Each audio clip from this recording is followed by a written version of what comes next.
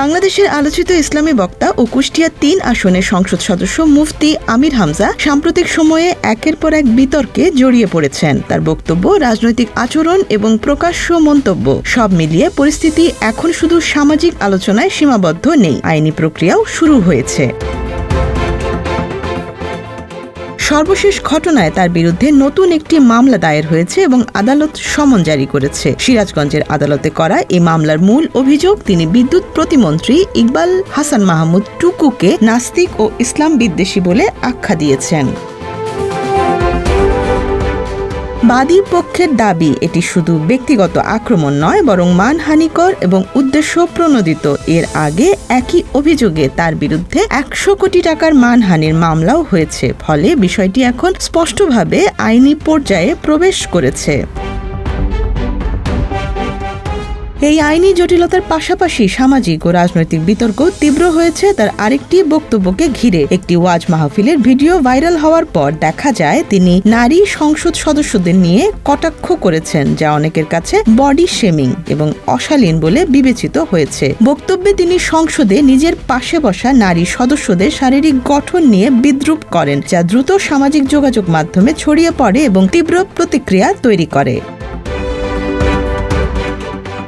এই ঘটনায় জাতীয় সংসদে বিষয়টি নিয়ে আলোচনার পথ খুলে দেয়। স্বতন্ত্র সংসদ সদস্য রুমিন ফারহানা সরাসরি সংসদে দাঁড়িয়ে এর বিচার দাবি করেন। তার বক্তব্যে স্পষ্ট ক্ষোভ ছিল। তিনি বলেন, একজন সংসদ সদস্য হয়ে অন্য নারী এমপিদের নিয়ে এমন কুরুচিপূর্ণ মন্তব্য করা শুধু ব্যক্তিগত অপমান নয়, বরং পুরো সদস্যদের মর্যাদাকে ক্ষুণ্ণ করে। তিনি এটিকে নারীদের প্রতি দৃষ্টিভঙ্গির একটি বিপজ্জনক উদাহরণ হিসেবেও তুলে ধরেন।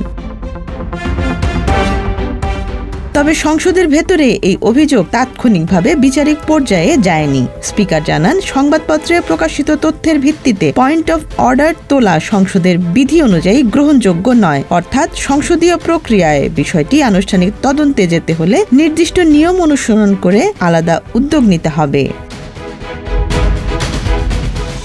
এদিকে আমির হামজা নিজে এসব সমালোচনার জবাব কিছুটা এড়িয়ে যাওয়ার ভঙ্গি নিয়েছেন। তিনি দাবি করেছেন, দীর্ঘ বক্তব্যের একটি অংশ কেটে নিয়ে প্রচার করা হয়েছে এবং তিনি কোন প্রেক্ষাপটে কি বলেছেন তা মনে রাখা সম্ভব নয়।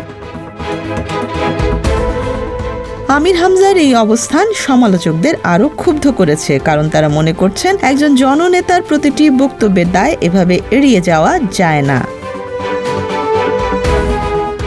বিতর্কের আরেকটি বড় দিক হলো ঘুষ প্রস্তাব সংক্রান্ত বক্তব্য। একটি ইফতার মাহফিলে আমির হামজা দাবি করেন, কুষ্টিয়া মেডিকেল কলেজ বন্ধ রাখার জন্য তাকে ৫০ কোটি টাকারও বেশি ঘুষ প্রস্তাব দেয়া হয়েছিল।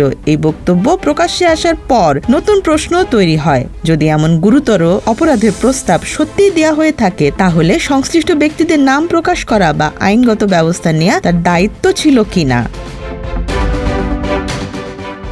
ঘুষ প্রস্তাবের প্রেক্ষাপটে তার কাছে লিগ্যাল নোটিশ পাঠানো হয়েছে, যেখানে বলা হয়েছে ঘুষদাতা ও গ্রহীতা উভয়েই আইনের চোখে অপরাধী। তাই নাম গোপন রাখা অপরাধকে আড়াল করা শামিল হতে পারে।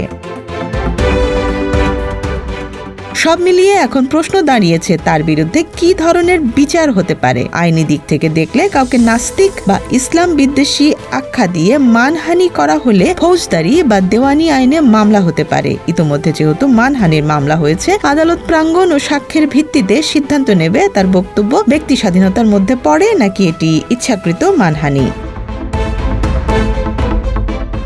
সংসদীয় দিক থেকে ব্যবস্থা নেয়ার সম্ভাবনাও রয়েছে। যদি প্রমাণ হয় যে একজন সংসদ সদস্য প্রকাশ্যে এমন ভাষা ব্যবহার করেছেন যা সংসদের মর্যাদা ক্ষুণ্ণ করে বা সহকর্মীদের অপমান করে, তাহলে সংসদের নীতিমালা অনুযায়ী তাকে তিরস্কার, সতর্কতা বা আরও কঠোর শাস্তির মুখোমুখি হতে পারে। তবে এটি নির্ভর করবে আনুষ্ঠানিক অভিযোগ তদন্ত এবং রাজনৈতিক সদিচ্ছার ওপর।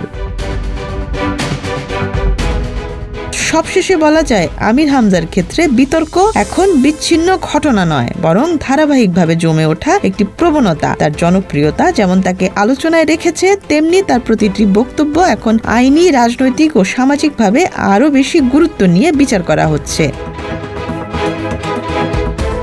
Desk report, Dhaka express.